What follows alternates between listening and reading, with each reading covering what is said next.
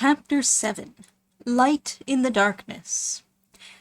The intelligence with which Lestrade greeted us was so momentous and so unexpected that we were all three fairly dumbfoundered.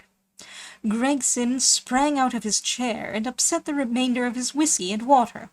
I stared in silence at Sherlock Holmes, whose lips were compressed and his brows drawn down over his eyes. "Strangerson, too," he muttered. "The plot thickens." "It was quite thick enough before," grumbled Lestrade, taking a chair. "I seem to have dropped into a sort of council of war."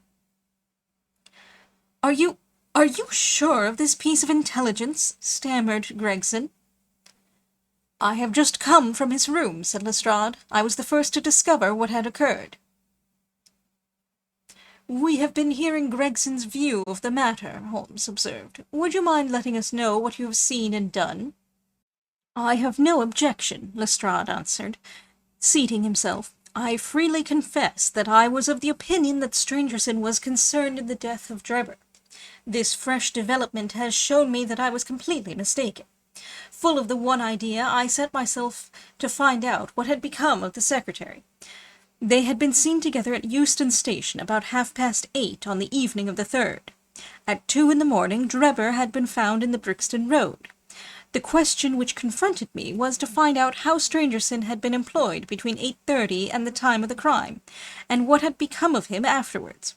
I telegraphed to Liverpool, giving a description of the man, and warning them to keep a watch upon the American boats. I then set to work calling upon all the hotels and lodging-houses in the vicinity of Euston. You see, I argued that if Drebber and his companion had become separated, the natural course for the latter would be to put up somewhere in the vicinity for the night, and then to hang about the station again next morning.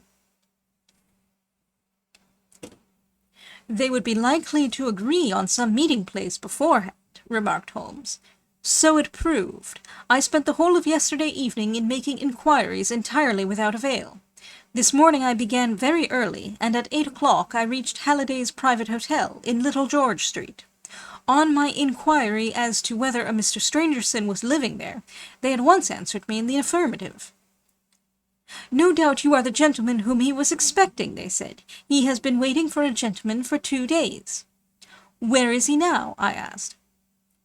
'He is upstairs in bed. He wished to be called at 9. I will go up and see him at once,' I said. It seemed to me that my sudden appearance might shake his nerves and lead him to say something unguarded. The Boots volunteered to show me the room. It was on the 2nd floor, and there was a small corridor leading up to it. The Boots pointed out the door to me, and was about to go downstairs again when I saw something that made me feel sickish, in spite of my 20 years' experience. From under the door there curled a little red ribbon of blood, which had meandered across the passage and formed a little pool along the skirting at the other side. I gave a cry, which brought the Boots back. He nearly fainted when he saw it. The door was locked on the inside, but we put our shoulders to it, and knocked it in. The window of the room was open, and beside the window, all huddled up, lay the body of a man in his nightdress. He was quite dead, and had been for some time, for his limbs were rigid and cold. When we turned him over, the Boots recognized him at once as being the same gentleman who had engaged the room under the name of Joseph Strangerson. The cause of death was a deep stab in the left side, which must have penetrated the heart. And now comes the strangest part of the affair. What do you suppose was above the murdered man? I felt a creeping of the flesh and a presentiment of coming horror, even before Sherlock Holmes answered. The word Rache, written in letters of blood, he said. "That was it," said Lestrade in an awestruck voice, and we were all silent for a while. There was something so methodical and so incomprehensible about the deeds of this unknown assassin that it imparted a fresh ghastliness to his crime. My nerves, which were steady enough on the field of battle, tingled as I thought of it. "The man was seen," continued Lestrade, "a milk-boy passing on his way to the dairy, happened to walk down the lane which leads from the mews at the back of the hotel. he noticed that a ladder, which usually lay there, was raised against one of the windows of the second floor, which was wide open. After passing, he looked back and saw a man descend the ladder. He came down so quietly and openly that the boy imagined him to be some carpenter or joiner at work in the hotel. He took no particular notice of him, beyond thinking in his own mind that it was early for him to be at work. He has an impression that the man was tall, had a reddish face, and was dressed in a long, brownish coat. He must have stayed in the room some little time after the murder, for we found blood-stained water in the basin where he had washed his hands, and marks on the sheets where he had deliberately wiped his knife. I glanced at Holmes on hearing the description of the murderer, which tallied so exactly with his own. There was, however, no trace of exultation or satisfaction upon his face. "Did you find nothing in the room which could furnish a clue to the murderer?" he asked. "Nothing. Stangerson had Drebber's purse in his pocket, but it seems that this was usual, as he did all the paying. There was £80-odd in it, but nothing had been taken. Whatever the motives of these extraordinary crimes, robbery is certainly not one of them. There were no papers or memoranda in the murdered man's pocket, except a single telegram dated from Cleveland about a month ago, and containing the words, 'J.H. is in Europe.' There was no name appended to this message." "And there was nothing else?" Holmes asked. "Nothing of any importance. The man's novel, with which he had read himself to sleep, was lying upon the bed, and his pipe was on a chair beside him. There was a glass of water on the table, and on the window-sill a small chip ointment box containing a couple of pills." Sherlock Holmes sprang from his chair with an exclamation of delight. "The last link!" he cried exultantly. "My case is complete." The two detectives stared at him in amazement. "I have now in my hands," my companion said confidently, "all the threads which have formed such tangle. There are, of course, details to be filled in, but I am as certain of all the main facts from the time that Drebber parted from Stangerson at the station, up to the discovery of the body of the latter, as if I had seen them with my own eyes. I will give you a proof of my knowledge. Could you lay your hand upon those pills?"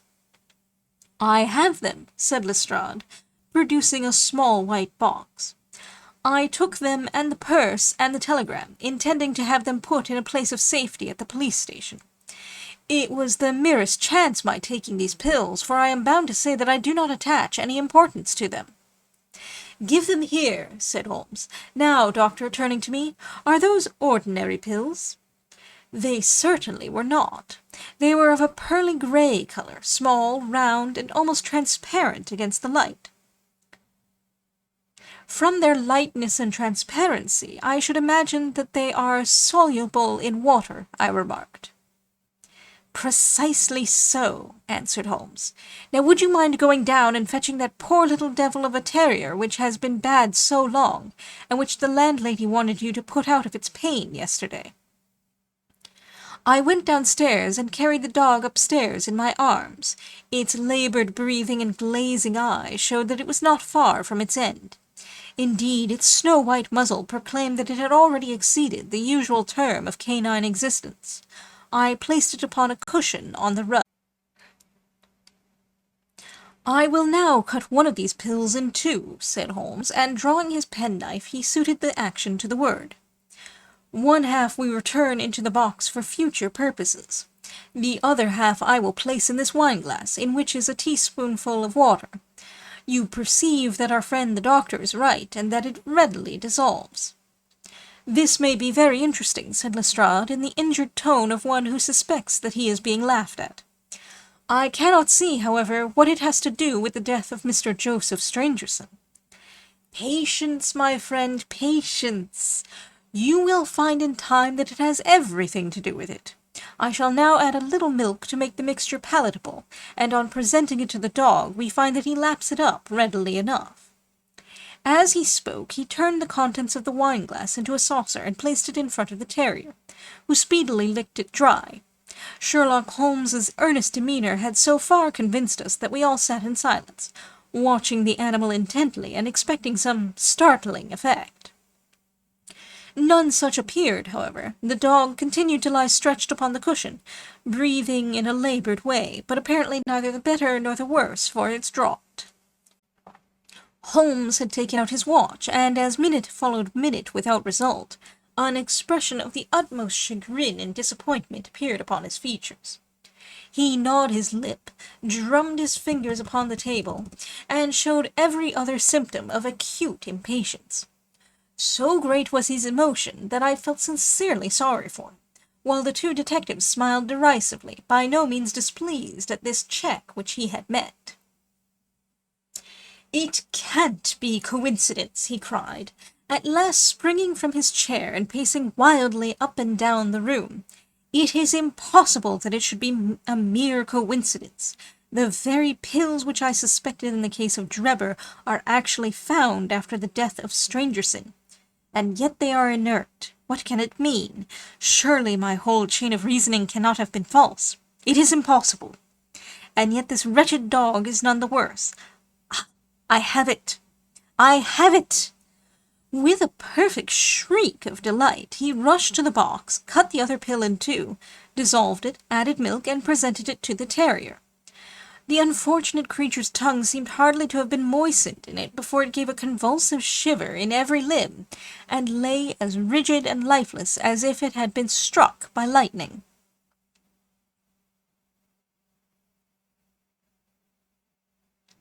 Sherlock Holmes drew a long breath, and wiped the perspiration from his forehead. "I should have more faith," he said. "I ought to know by this time that when a fact appears to be opposed to a long train of deductions, it invariably proves to be capable of bearing some other interpretation. Of the two pills in that box, one was of the most deadly poison, and the other was entirely harmless. I ought to have known that before ever I saw the box at all." This last statement appeared to me to be so startling that I could hardly believe that he was in his sober senses. There was the dead dog, however, to prove that his conjecture had been correct. It seemed to me that the mists in my own mind were gradually clearing away, and I began to have a dim, vague perception of the truth. "All this seems strange to you," continued Holmes, "because you failed at the beginning of the inquiry to grasp the importance of the single real clue which was presented to you. I had the good fortune to seize upon that, and everything which has occurred since then has served to confirm my original supposition, and indeed was the logical sequence of it. Hence things which have perplexed you and made the case more obscure have served to enlighten me and to strengthen my conclusions. It is a mistake to confound strangeness with mystery. The most commonplace crime is often the most mysterious, because it presents no new or special features from which deductions may be drawn. This murder would have been infinitely more difficult to unravel had the body of the victim been simply found lying in the roadway without any of those outres and sensational accompaniments which have rendered it remarkable. These strange details, far from making the case more difficult, have really had the effect of making it less so." Mr. Gregson, who had listened to this address with considerable impatience, could contain himself no longer. "Look here, Mr. Sherlock Holmes," he said, "we are all ready to acknowledge that you are a smart man, and that you have your own methods of working. We want something more than mere theory and preaching now, though. It is a case of taking the man. I have made my case out, and it seems I was wrong. Young Charpentier could not have been engaged in this second affair. Lestrade went after his man, Stangerson, and it appears that he was wrong too. You have thrown out hints here and hints there, and seem to know more than we do, but the time has come when we feel that we have a right to ask you straight how much you do know of the business. Can you name the man who did it?" "I cannot help feeling that Gregson is right, sir," remarked Lestrade. "We have both tried, and we have both failed. You have remarked more than once, since I have been in the room, that you had all the evidence which you require. Surely you will not withhold it any longer."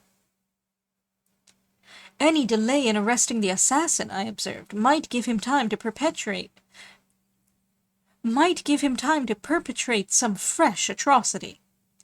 Thus pressed by us all, Holmes showed signs of irresolution. He continued to walk up and down the room with his head sunk on his chest and his brows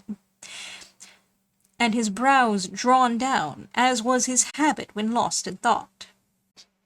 "There will be no more murders," he said at last, stopping abruptly and facing us. "You can put that consideration out of the question. You have asked me if I know the name of the assassin. I do. The mere knowing of his name is a small thing, however, compared with the power of laying our hands upon him. This I expect very shortly to do. I have good hopes of managing it through my own arrangements, but it is a thing which needs delicate handling, for we have a shrewd and desperate man to deal with, who is supported, as I have had occasion to prove, by another who is as clever as himself. As long as this man has no idea that anyone can have a clue, there is some chance of securing him. But if he had the slightest suspicion, he would change his name and vanish in an instant among the 4 million inhabitants of this great city. Without meaning to hurt either of your feelings, I am bound to say that I consider these men to be more than a match for the official force, and that is why I have not asked your assistance. If I fail, I shall, of course, incur all the blame due to this omission, but that I am prepared for. At present I am ready to promise that the instant that I can communicate with you without endangering my own combinations, I shall do so." Gregson and Lestrade seemed to be far from satisfied by this assurance, or by the depreciating allusion to the detective police. The former had flushed up to the roots of his flaxen hair, while the other's beady eyes glistened with curiosity and resentment. Neither of them had time to speak, however, before there was a tap at the door, and the spokesman of the street urchins, young Wiggins, introduced his insignificant and unsavory person. "Please, sir," he said, touching his forelock, "I had the cab downstairs." "Good boy," said Holmes blandly. "Why don't you introduce this pattern at Scotland Yard?" he continued, taking a pair of steel handcuffs from a drawer. "See how beautifully this spring works. They fasten in an instant." "The old pattern is good enough," remarked Lestrade, "if we can only find the man to put them on." Very good," said Holmes, smiling. "The cabman may as well help me with my boxes. Just ask him to step up, Wiggins." I was surprised to find my companion speaking as though he were about to set out on a journey, since he had not said anything to me about it. There was a small portmanteau in the room, and this he pulled out and began to strap. He was busily engaged at it when the cabman entered the room. "Just give me a help with this buckle, cabman," he said, kneeling over his task, and never turning his head. The fellow came forward with a somewhat sullen, defiant air, and put down his hands to assist. At that instant there was a sharp click, the jangling of metal, and Sherlock Holmes sprang to his feet again. "Gentlemen," he cried with flashing eyes, "let me introduce you to Mr. Jefferson Hope, the murderer of Enoch Drebber and of Joseph Stangerson." The whole thing occurred in a moment, so quickly that I had no time to realize it. I have a vivid recollection of that instant, of Holmes' triumphant expression and the ring of his voice, of the cabman's dazed, savage face, as he glared at the glittering handcuffs, which had appeared as if by magic upon his wrists. For a second or two we might have been a group of statues. Then, with an inarticulate roar of fury, the prisoner wrenched himself free from Holmes' grasp, and hurled himself through the window. Woodwork and glass gave way before him, but before he got quite through, Gregson, Lestrade, and Holmes sprang upon him like so many staghounds. He was dragged back into the room, and then commenced a terrific conflict. So powerful and so fierce was he, that the 4 of us were shaken off again and again. He appeared to have the convulsive strength of a man in an epileptic fit. His face and hands were terribly mangled by his passage through the glass, but loss of blood had no effect in diminishing his resistance. It was not until Lestrade succeeded in getting his hand inside his neckcloth and half strangling him that we made him realize that his struggles were of no avail, and even then we felt no security until we had pinioned his feet as well as his hands. That done, we rose to our feet, breathless and panting. "We have his cab," said Sherlock Holmes. "It will serve to take him to Scotland Yard. And now, gentlemen," he continued, with a pleasant smile, "we have reached the end of our little mystery. You are very welcome to put any questions that you like to me now, and there is no danger that I will refuse to answer them."